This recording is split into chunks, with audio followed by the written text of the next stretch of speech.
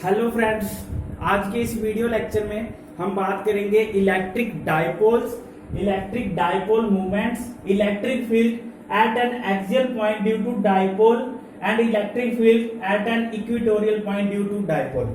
सबसे पहले हम बात करेंगे अपने चैनल के बारे में। चैनल पर आपको एक बायो की और लेक्चर मिलेंगे और यहाँ पर हमने कुछ टीचर से और भी बात की है कि आपको यहाँ पर मैथ के लेक्चर भी प्रोवाइड हो जाएंगे।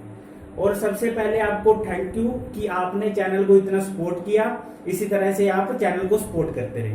अब हम बात करते हैं अपने फिजिक्स क्लास 12th के लेक्चर की। देखो, सबसे पहले कि हमने बहुत दिन बाद आज वीडियो अपलोड की है। कुछ प्रॉब्लम्स के कारण हम वीडियो को अपलोड नहीं कर पाए थे, तो आज से हम कंटिन्यू रखेंगे अपनी वीडियोस को। अब हम बात करते हैं इलेक्ट्रिक डायपोल्स के बारे में। इलेक्ट्रिक डायपोल क्या होता है? इसे हम टू पोल सिस्टम भी बोल सकते हैं। सबसे पहले बात करते हैं डायपोल क्या होते हैं। जब हमने इस चैप्टर को स्टार्ट किया था तो सबसे पहले दी थी इंट्रोडक्शन में मैंने आपको बताया था कि इलेक्ट्रिक डायपोल किसे कहते हैं। देखो, डाई मीन्स होता है टू एंड पोल्स मीन्स होते हैं इलेक्ट्रोड, ये हमें पता है, ठीक है। इसमें हम क्या करेंगे, इलेक्ट्रोड की बात नहीं करेंगे, इसमें हम बात करेंगे चार्जेस की। देखो, टू चार्जेस होते हैं जिन्हें हमने क्या किया होता है, कुछ डिस्टेंस पर क्या रखा होता है, डिस्टेंस पर रखा होता है, ठीक है, सेपरेट डिस्टेंस पर रखा होता है। जैसे कि आप सपोज करो कि ये मेरे पास है पॉजिटिव चार्ज और ये है नेगेटिव चार्ज। इन दोनों को हम क्या करेंगे, कुछ डिस्टेंस पर सेपरेट करके रखेंगे। यानी कि ये हमारा पॉजिटिव है, ये हमारा नेगेटिव एंड है, इसके बीच में हमने कुछ डिस्टेंस पे रखा है, इसी को हम बोलते हैं डायपोल्स। डायपोल्स क्या होते हैं, जिसमें एक पॉजिटिव होता है और एक नेगेटिव होता है, इसको हम कुछ डिस्टेंस पर रख देते हैं, इसी को बोला जाता है डायपोल। अब इसे इलेक्ट्रिक डायपोल क्यों बोलते हैं? क्योंकि हम इसमें दो चार्जेस की बात करते हैं। दो चार्जेस कौन से? एक पॉजिटिव चार्ज है और एक नेगेटिव चार्ज, इसीलिए इसे बोलते हैं इलेक्ट्रिक डायपोल्स। इसे हम कहते हैं इलेक्ट्रिक डायपोल। अगर हम इसकी डेफिनेशन की बात करें तो उसे कैसे लिखेंगे, system of two equal and opposite charges are separated by distance is called electric dipole, ठीक है। अब देखो, हमने इसमें बात की डिस्टेंस की। ये देखो, ये है इलेक्ट्रिक डायपोल, लेकिन इसका डिस्टेंस क्या होगा? देखो, इन दोनों का सेंटर जो है वो है 0, इसे हमने मान लिया O, ठीक है। अगर टोटल डिस्टेंस की बात करें तो हमने लिया ये 2L, ओके। अगर 0 से लेकर पॉजिटिव तक का डिस्टेंस हो गया L और 0 से लेकर नेगेटिव तक का डिस्टेंस हो गया L, ठीक है। इससे क्या होगा, हमने 2L क्यों लिया? अगर आपसे बोला जाए कि आपके पास एक डायपोल है, ये हमारे पास क्या है, डायपोल है। इस डायपोल से यहां पर एक P पॉइंट है, आप इस P पॉइंट पर खड़े हो और आपसे किसी ने कहा कि आप डायपोल से लेकर अपना ये P तक का डिस्टेंस बताओ, तो आप क्या करोगे कि ये जो पॉजिटिव और नेगेटिव यानी कि हमारा डायपोल है, इसके सेंटर से ही P तक का डिस्टेंस बताओगे, ठीक है। आप यहाँ ये तो नहीं है ना कि यहां से जो नेगेटिव हमारे पास चार्ज दिया हो यहां से लेकर और P तक का बताओगे, लेकिन आपसे पूछा क्या है कि डायपोल तक का आप डिस्टेंस बताओ। अगर मैंने यहां पर x लिया होता तो इसका होता x/2 और इसका भी होता x/2। इस तरह से हमने क्या किया, कैलकुलेशन को थोड़ा कॉम्प्लिकेटेड कर देंगे, इसीलिए हमने इजी करने के लिए क्या लिया, 2L ले लिया। इसी को बोलते हैं इलेक्ट्रिक डायपोल। इलेक्ट्रिक डायपोल को आप क्या करते हो, केमिस्ट्री में भी आपने देखा हुआ है, जैसे कि HF एक मॉलिक्यूल्स है, ठीक है। इन दोनों के बीच क्या होता है, कोवलेंट बॉन्डिंग होती है। कोवलेंट बॉन्डिंग इन दोनों के बीच में होती है। इन दोनों के बीच क्या होता है, क्या होती है, डील होती है। डील कौन सी होगी कि ये दोनों एक एक इलेक्ट्रॉन शेयर करेंगे। जब ये दोनों एक एक इलेक्ट्रॉन शेयर करेंगे तो यहां पर सेंटर में रख देंगे। अब क्लोरीन जो है, इसमें फ्लोरीन है, ये क्या करेगा, एक तो ये छोटा एटम है, ठीक है, इसके पास जो नंबर ऑफ प्रोटॉन है वो भी ज्यादा होंगे। ये क्या करेगा, एक ना चीटिंग करेगा हाइड्रोजन के साथ। वो क्या करेगा कि इन दोनों इलेक्ट्रॉन को अपनी ओर शिफ्ट कर लेगा। जब ये दोनों इलेक्ट्रॉन को अपनी ओर शिफ्ट करेगा तो इस पर आ जाएगा डेल्टा नेगेटिव चार्ज और इस पर आ जाएगा डेल्टा पॉजिटिव चार्ज। अब देखो इसी तरह का सेम हमने ये डाइपोल बना दिया, इसी को बोलते हैं इलेक्ट्रिक डाइपोल। अगर हम बात करें इलेक्ट्रिक डाइपोल्स मूवमेंट की, इलेक्ट्रिक डाइपोल मूवमेंट कुछ नहीं होता, सिंपली क्या होता है, प्रोडक्ट होता है एक चार्ज और डिस्टेंस के बीच में। कैसे, अगर इसकी हम डेफिनेशन लिखें तो क्या होगी,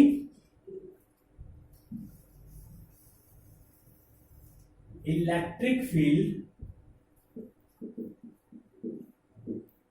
is the product of any charge। हमारे पास डाइपोल में 2 चार्ज दिए हुए हैं, हम क्या करेंगे, इलेक्ट्रिक डाइपोल मूवमेंट्स में किसी भी एक चार्ज को ले लेंगे। ठीक है, हमने क्या कहा, product of any charge and distance, ये हो गया P इक्वल टू, वो क्या होगा, चार्ज Q और डिस्टेंस कितना है 2L। यही है हमारा इलेक्ट्रिक डाइपोल्स मूवमेंट। अब हमने बात कर ली इलेक्ट्रिक डाइपोल्स और इलेक्ट्रिक डाइपोल मूवमेंट्स की। अब हम देखेंगे electric field at an axial point due to a dipole. इसमें क्या बताया हुआ है कि आपने डाइपोल, ये हमारा डाइपोल है, ठीक है, ये P पॉइंट है, यहां पर फील्ड फाइंड करनी है, किसके रिस्पेक्ट में, डाइपोल के रिस्पेक्ट में। देखो कैसे करेंगे, अब हम बात करेंगे electric field at an axial point due to a dipoles. इसमें क्या है, देखो सबसे पहले हम प्रीवियस लेक्चर में क्या किया था कि हमारे पास एक होता था सोर्स चार्ज, यहां पर होता था P पॉइंट, तो हम क्या करते थे, इस P पॉइंट पर एक चार्ज की वजह से फील्ड आसानी से फाइंड कर ले। लेकिन इसमें क्या है कि आपके पास ये डाइपोल दिया हुआ है, ये हमारे पास क्या है, डाइपोल दिया हुआ है, इसकी वजह से हमने P पॉइंट पर फील्ड निकालनी है। और एक बात और कि इलेक्ट्रिक डाइपोल मूवमेंट में मैंने आपको जो नहीं बताया वो क्या है कि जो इलेक्ट्रिक डाइपोल मूवमेंट है उसमें हमने P की बात की थी, उस P की डायरेक्शन होती है नेगेटिव टू पॉजिटिव और इलेक्ट्रिक फील्ड की डायरेक्शन होती है पॉजिटिव टू नेगेटिव। ओके, अब देखो ये मेरे पास है डाइपोल, मैंने इस डाइपोल से इस P पर फील्ड फाइंड करनी है, तो कैसे करेंगे हम, पहले तो हम आसानी से कर लेते थे, हमारे पास क्या होता था, एक चार्ज होता था और एक P पॉइंट दिया होता था और हम क्या करते थे, वहां पर फील्ड फाइंड कर लेते थे। अब करना है डाइपोल की वजह से, यानी कि 2 चार्ज की वजह से इस P पॉइंट पर क्या करेंगे, फील्ड को फाइंड करेंगे। तो चलिए लेट्स स्टार्ट।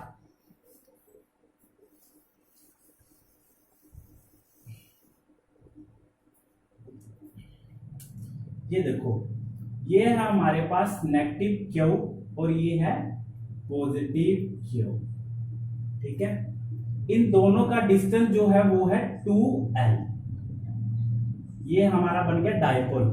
अब क्या है, एक्सियल पॉइंट पर क्या है, P पॉइंट है, इस P पॉइंट पर हम क्या करेंगे, फील्ड को फाइंड करेंगे। फिर ये जो P पॉइंट है, ये डाइपोल का सेंटर, इस सेंटर से लेकर P तक का डिस्टेंस कितना हुआ, R, ठीक है, यानी कि हमारे पास जो OP है वो है R। ओके, अब देखो, अब क्यों क्या करेगा, P पर फील्ड लगाएगा। जब भी आपको किसी पॉइंट पर फील्ड लगाना हो तो आपने क्या करना है, उस पॉइंट पर एक टेस्ट चार्ज या पॉइंट चार्ज मानना होता है। वो पॉइंट चार्ज क्या होता है, हमेशा ही पॉजिटिव होता है, क्योंकि उसकी अपनी कोई भी फील्ड नहीं होती। यहां पर एक पॉजिटिव हमारे पास एक, आप सपोज करो कि आपके पास पॉइंट चार्ज है पॉइंट P पर। ओके, जब Q ने P पर फील्ड लगाया, पॉइंट चार्ज की बात करेंगे तो प्लस Q और प्लस Q, तो वो क्या करेगा, उसको रिपेल करेगा। रिपेल करेगा तो इलेक्ट्रिक फील्ड की डायरेक्शन होगी ये वाली, इधर वाली। ओके, अब देखो ये हो गया हमारा E1, ये हमने निकाल ली Q से लेकर P तक, ठीक है, इसका निकल गई इलेक्ट्रिक फील्ड E1। अब माइनस Q ने जब P पर फील्ड लगाया, यहां पर है पॉजिटिव चार्ज, और ये है माइनस क्यू, तो ये फील्ड होगी अट्रैक्शन वाली, तो ये लगेगी इस तरफ। ठीक है, ये हो गया E2। अब आप देखो कि मैंने आपको पहले भी बताया हुआ है कि जब भी डिस्टेंस इंक्रीज होगा तो इलेक्ट्रिक फील्ड क्या होगी, कम होगी। जैसे कि जो प्लस क्यू था ये P के पास था, तो जो इलेक्ट्रिक फील्ड लग रही है वो ज्यादा लग रही है। जब माइनस क्यू ने P पर फील्ड लगाया तो जो फील्ड लगेगी वो कम लगेगी। ठीक है, अगर हम नेट फील्ड की बात करेंगे तो नेट फील्ड क्या होगी, E is equal to E1 minus E2। हमने पहले फाइंड किया हुआ है कि जब भी इलेक्ट्रिक फील्ड निकालते हैं तो क्या आता है, आप निकालेंगे E1 के लिए। ठीक है, plus charge Q 1/4 pi epsilon naught q upon, अब देखो डिस्टेंस क्या आएगा, डिस्टेंस की बात कर रहे हैं, ये P पॉइंट है और ये O, इसका जो टोटल डिस्टेंस है ये है R। लेकिन हम बात कर रहे हैं प्लस क्यू के लिए, प्लस क्यू के लिए जब बात करेंगे तो इसका डिस्टेंस क्या होगा, देखो ये प्लस क्यू से लेकर P, 0 से लेकर क्यू तक का डिस्टेंस है L, लेकिन हमने क्या निकालना है, क्यू से लेकर P तक का, तो हम क्या करेंगे, इसका माइनस कर देंगे R माइनस L, तो ये आ गया R माइनस L का स्क्वायर। उसी तरह से हम E2 का निकालेंगे 1/4 pi epsilon naught q upon, अब क्या करेंगे, P से लेकर माइनस क्यू तक का डिस्टेंस ये L है और ये R, हमने क्या निकालना है, माइनस क्यू से P, R प्लस L का स्क्वायर। ओके, इतना हो गया। अब देखो, अब निकालनी है नेट फील्ड। नेट फील्ड कैसे निकालेंगे, इस फॉर्मूला में पुट करेंगे हम E1 माइनस E2। E1 की वैल्यू है 1/4 pi epsilon naught q upon R minus L का square minus 1/4 pi epsilon naught q upon R plus L का स्क्वायर। अब क्या करेंगे, हम जो कांस्टेंट टर्म है उसे बाहर निकाल लेंगे, 1/4 pi epsilon naught constant, Q charge भी constant, 1 upon R minus L का square minus 1 upon R plus L का स्क्वायर। ठीक है, अब क्या करेंगे, इसका हम एलसीएम लेंगे। ठीक है, ये क्या आएगा, 1/4 पाई एप्सिलॉन नॉट क्यू बाहर अपॉन, ये आ गया R square minus L square, इसका भी स्क्वायर। ठीक है, ये आ जाएगा R प्लस L का square minus R minus L का स्क्वायर। अब इसे सोल्व करेंगे, 1/4 पाई एप्सिलॉन नॉट क्यू आ गया, R स्क्वायर हो गया, फॉर्मूला ओपन करना है, L square plus 2RL minus R square plus L square minus 2RL upon R square minus L square power square. ठीक है, इस यहां तक हमने क्या किया, फॉर्मूला को ओपन किया। जब इस ब्रैकेट को हम ओपन करेंगे तो क्या होगा, साइन चेंज हो जाएंगे। अब यहां पर कर देते हैं 1/4 पाई एप्सिलॉन नॉट क्यू भी आ गया, अब R square plus L square plus 2RL minus, bracket को ओपन करेंगे तो साइन चेंज, तो आ जाएगा प्लस वाला R square minus R square minus L square plus 2RL upon R square minus L square power square. अब जो हम क्या करेंगे, माइनस वाला R और plus R cancel, minus L और प्लस L कैंसिल, पीछे क्या रह गया, 1/4 pi epsilon naught q upon 4RL upon R square minus L square into L square. ठीक है, पावर स्क्वायर होगी। अब क्या करेंगे, नेक्स्ट, अगर मैं इस 4L को ऐसे लिख दूं 2R और 2L, तो रहेगा तो सेम 4RL ना, तो क्या करेंगे, 1/4 पाई एप्सिलॉन नॉट क्यू अंदर चला जाएगा, 2R आ गया, 2L भी आ गया और क्यू आ गया upon R square minus L square square. ठीक है, अब देखो डाइपोल मोमेंट्स क्या था, डाइपोल मोमेंट क्या होता है, P is equal to q 2L, यानी कि product of the charge and the distance तो इसमें हमारे पास ये रहा क्यू और ये रहा 2l, ये क्या हम पुट कर देंगे p 1/4πε0, ये आ गया p 2r upon r² minus l² power square, ठीक है।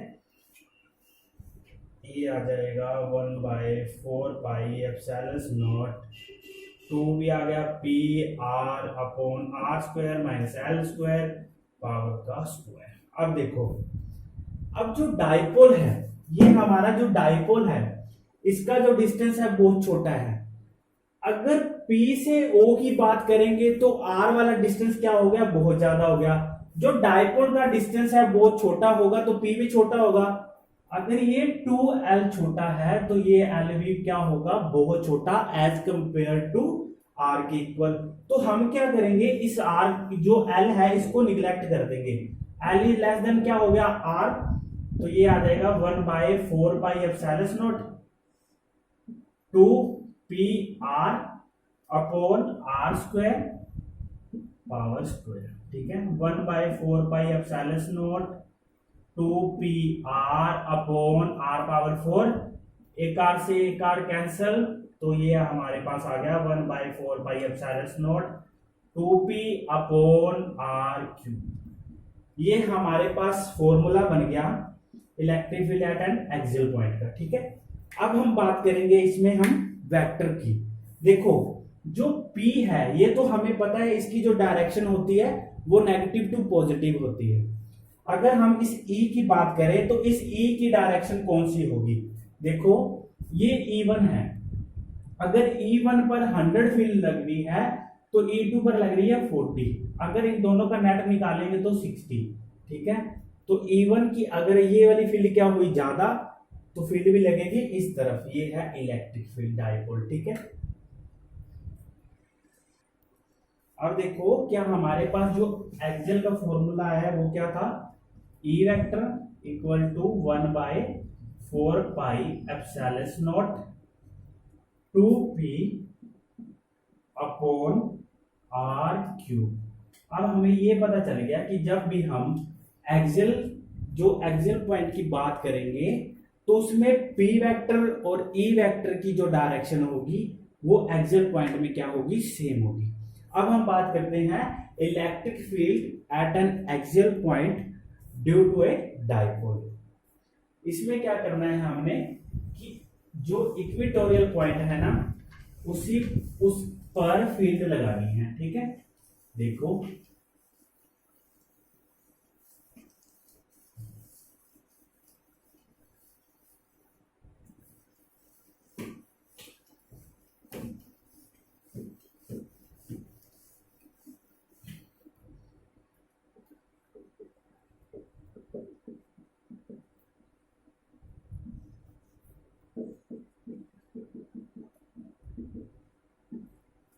इसमें हमने क्या करना है कि इक्वेटोरियल पॉइंट पर फील्ड लगानी। देखो इक्वेटोरियल मींस परपेंडिकुलर, ये है हमारे पास डाइपोल -q और ये है +q। इसका जो डिस्टेंस है वो है 2l, ये इसका सेंटर 0। यहां पर हम क्या करेंगे, इक्वेटोरियल पॉइंट लेंगे, ये रहा, ये p पॉइंट, डिस्टेंस हो गया इसका r OP का। अब क्या करना है, अब Q पहले फील्ड लगाएगा P पर, सेम जैसे पीछे किया था वैसे ही करना है। Q ने फील्ड लगाई P पर तो इसकी डायरेक्शन होगी ये वाली, ठीक है। ये आ गया E1। जो P पॉइंट है इसमें हमने क्या किया है, एक लिया है टेस्ट चार्ज, वो होता है पॉजिटिव और ये पॉजिटिव होगा।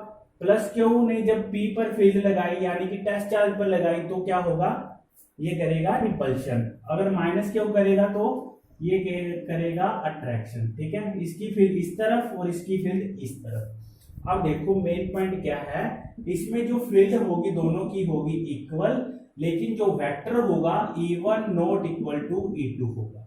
अब ये पॉइंट कैसे है, देखो ये है हमारा P पॉइंट। जब Q ने P पर फील्ड लगानी है तो पॉइंट सेम रहेगा, -Q ने लगानी है P पर तो भी पॉइंट सेम रहेगा। ये तो होगी फील्ड की बात। अब है वेक्टर की बात। वेक्टर कैसे कि ये +Q है और ये पॉइंट P पर भी हमने टेस्ट चार्ज माना है वो भी है प्लस। जब ये प्लस इस प्लस पर फोर्स लगाएगा या फील्ड लगाएगा तो क्या करेगा, रिपेल करेगा, ठीक है, तो इसे आगे की तरफ भेज देगा। जब ये माइनस क्यू पी पर फील्ड लगाएगा तो क्या करेगा, इसे पीछे की तरफ यानी कि अट्रैक्शन हो जाएगी, ठीक है। अब देखो इसका जो डिस्टेंस है वो क्या होगा, ओ से लेकर पी तक का डिस्टेंस है आर, टोटल डिस्टेंस कितना है डायपोल का 2l, और इसका हो गया l और इसका भी हो गया l, यानी कि जीरो से लेकर प्लस क्यू का डिस्टेंस l है, जीरो से लेकर माइनस क्यू का डिस्टेंस भी l है। अगर हम इस पर पाइथागोरस लगाएं तो इसका डिस्टेंस होगा r square plus l square, और इसका भी होगा r square plus l square, दोनों का डिस्टेंस सेम, ठीक है। अब देखो, अब नेक्स्ट पॉइंट क्या करना है, जब E1 फील्ड लगाएगा, नेट इसमें जब भी लगाएंगे तो वो क्या होगी, E is equal to E1 plus E2, okay. अब देखो प्लस क्यू ने P पर लगाई फील्ड, तो E1 क्या आएगा, 1/4 pi epsilon naught q upon distance कितना है r square plus l square, ये आ गया फर्स्ट, और E2 का भी सेम ही आएगा 1/4 पाई, ये स्क्वायर होता है, इस स्क्वायर से हम क्या करेंगे, ये रूट को कैंसिल कर देंगे, ठीक है। 1/4 pi epsilon naught q upon r square plus l square, ये रूट ये स्क्वायर। अब ये E1 निकाला था हमने electric field due to plus q, ये चार्ज था प्लस क्यू, ये है electric field due to charge minus q, ठीक है। इन दोनों चार्जेस को हमने निकाल लिया। अब आप पहले मेरे साथ क्या डायग्राम समझो, जब तक आप ये डायग्राम नहीं समझोगे तो आपको ये आर्टिकल समझ नहीं आएगा। देखो ये था हमारा प्लस क्यू, ठीक है, प्लस क्यू, ये माइनस क्यू। जब प्लस क्यू ने पी पर फील्ड लगाई तो इसने क्या किया, रिपेल किया, E1 इधर गया, माइनस क्यू ने किया तो E2 क्या हुआ, अट्रैक्शन होगी तो इस तरफ आएगा। अब देखो हम क्या करेंगे, E1 का क्या करेंगे, रेजोल्यूशन बनाएंगे। E1 का एक रेजोल्यूशन तो ये बनेगा और दूसरा बनेगा ये वाला, ये कौन सा हो गया, E1 साइन थीटा, और ये बन गया E1 cos थीटा। इसी तरह से हम सेम E2 का बनाएंगे, E2 का बनेगा एक तो ये वाला बन जाएगा और दूसरा यही सेम, ठीक है, ये बन गया E1 साइन थीटा। अब हम क्या करेंगे, जो परपेंडिकुलर है, दोनों कंपोनेंट क्या परपेंडिकुलर है, E1 साइन थीटा और E1 साइन थीटा, इन दोनों को तो अभी कैंसिल कर देते हैं, ये खत्म। अब फील्ड किस तरफ लगेगी, इस तरफ, E1 cos थीटा। देखो कैसे, ये इस तरह से, ठीक है, यहां पर है E1, यहां पर है E2। हमने क्या किया, जब E1 का रेजोल्यूशन बनाया तो इसका एक कंपोनेंट तो ये आएगा और दूसरा कंपोनेंट आ जाएगा ये वाला, ठीक है, ये हमारा है E2, ये E1, ये आ जाएगा E1 साइन थीटा, ये आ जाएगा E1 cos थीटा। जब E2 का रेजोल्यूशन बनाएंगे तो उसका ये वाले एक तो आएगा रेजोल्यूशन, दूसरा सेम यही वाला, ठीक है। इस पर क्या बनेगा, E1 sine theta, E2 cos theta. अब जो परपेंडिकुलर कंपोनेंट है E1 साइन थीटा और E1 साइन थीटा यहीं पर कैंसिल कर दिए। अब जो नेट फील्ड लगेगी वो लगेगी इस तरफ, यानी कि E1 cos theta, net field E cos theta. अब क्या करेंगे, cos थीटा बाहर, 1/4 pi epsilon naught q upon r square plus l square plus 1/4 pi epsilon naught q upon r square plus l square. इस तरह से हमने क्या किया, E1 की वैल्यू फिल कर ली। E1 की वैल्यू कैसे निकाली, E1 प्लस E2 की, ठीक है। E1 की वैल्यू इसमें ये पुट करेंगे और E2 की वैल्यू ये पुट करेंगे तो हमारे पास आ जाएगा E नेट आ गया। अब हमारे पास क्या बचा, cos थीटा। अब cos थीटा है, इसे कैसे सोल्व करेंगे, cos थीटा हमें पता है क्या होता है, बेस अपॉन हाइपोटेनस, ठीक है। बेस क्या है, ये है बेस, यानी कि हमने ट्रायंगल लेनी है POB, ट्रायंगल कौन सी है, POB। यहां से हम क्या निकालेंगे, cos थीटा। सबसे पहले बेस कौन सा होगा, OB, L, hypotenuse root L square plus R square plus L square, ठीक है। ये हमने कर लिया, cos थीटा निकाल लिया। अब cos थीटा की वैल्यू इसमें फाइंड करेंगे, ठीक है, इसमें फिल कर देंगे हम, क्या आ जाएगा, 1/4 4 पाई एप्सिलॉन नॉट, ठीक है, ये क्या हो गया 2Q upon R square plus L square into L upon root R square plus L square, ठीक है, 1 पावर 1 1 पावर हाफ। अब आगे क्या करेंगे,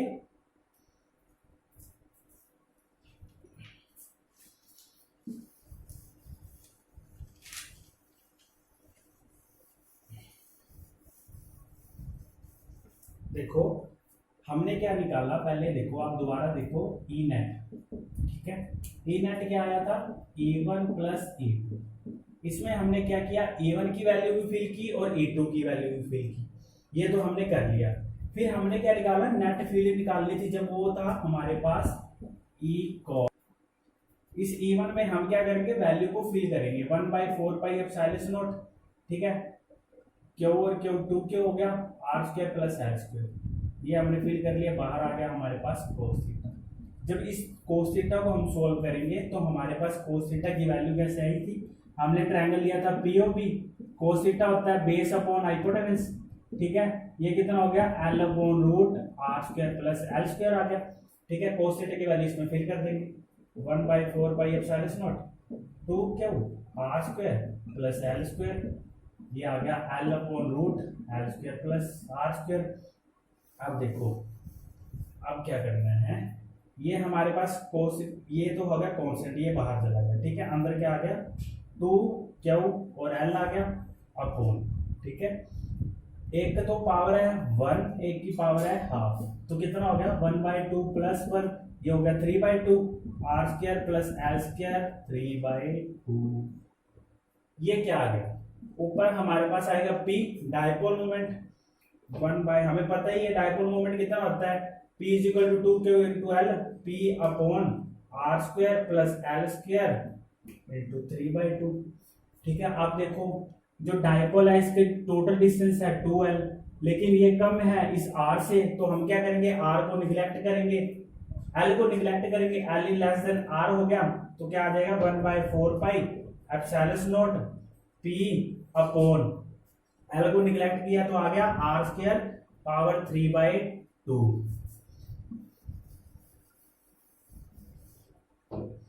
1/4 pi epsilon not P R square 3/2, ये 2 से 2 कैंसल, पावर आ जाएगी R³ bye 4 pi epsilon not R³। ये है हमारा electric field at an axial point due to a dipoles.